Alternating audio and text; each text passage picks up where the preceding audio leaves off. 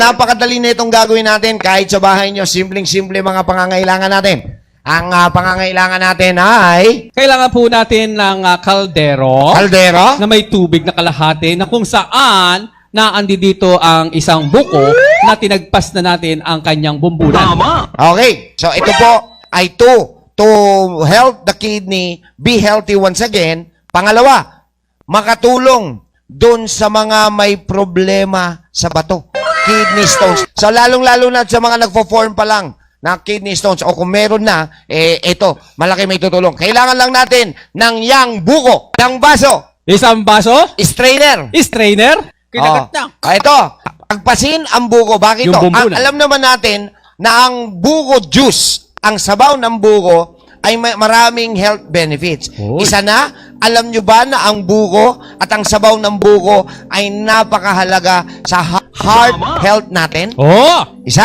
Pangalawa, alam nyo ba na ang buko juice o buko itself ay malaki na itutulong para magpababa ng blood sugar? Napakadaming nutrients ang makukuha. At, Contain powerful oxidant. at yun, meron po siyang antioxidant na kung saan nare-repair niya po, natatanggal niya ang oxidation process na nangyayari sa loob ng katawan na kung saan pag may oxidative stress ka, pwede kang tubuan ng abnormal cells na kung tawagin naman natin, cancer. Cancer. Yan So, po, mga kaibigan. yun ang mga properties. At isa, si buko juice sa tinaguri ang the best diuretic. Wow! Diuretic Oh. yung pagpapaihi, pagpapatanggal ng mga edema Yeah. sa ating katawan, yung At mga pamamanas. panlinis nga po siya ng kidney. At dahil kumukulo na, ang gagawin lang natin, ang buko po ay hindi pa butas. Ayan, tinabasan lang po natin siya Para mag-cash yan. para mag-cash. Okay. Tapos, Oh. ilalagay po natin siya sa loob. Habang kumukulo ang tubig, make sure na yung tubig ay nasa kalahati ng buko. Ilagay po natin ang buko sa kumukulong tubig. Usually, dapat pinakukuloan po ito ng 10 minutes. After 5 minutes, babalik rin naman natin yung buko. Bakit to? Baliktarin Kailangan lang po natin painitin ng konti yung sabaw ng buko.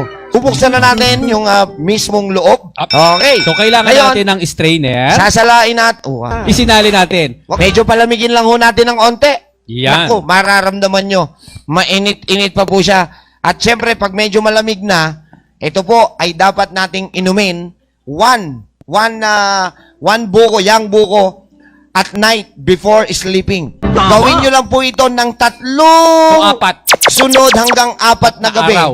At Oo. mapapansin nyo pag ihi nyo, parang milky yung ihi nyo. Yun yung sign na na-dissolve na yung kidney stone Yun. nila. Mapapansin nyo parang masarap yung pag-ihi nyo tas milky. So, pag napansin nyo na parang milky, ayun na po yung natunaw natin ba ito. Gawin po ninyo ito 3 to 4 nights. And after doing it, mapapansin nyo sa sarili nyo na may ilalabas po kayo, it means that your kidney ay nakiklense. Nagtatanong iba, Dok, gaano kadalas namin pwedeng gawin yan? Actually, kahit every week. Basta 3 to 4 times lang muna in a night.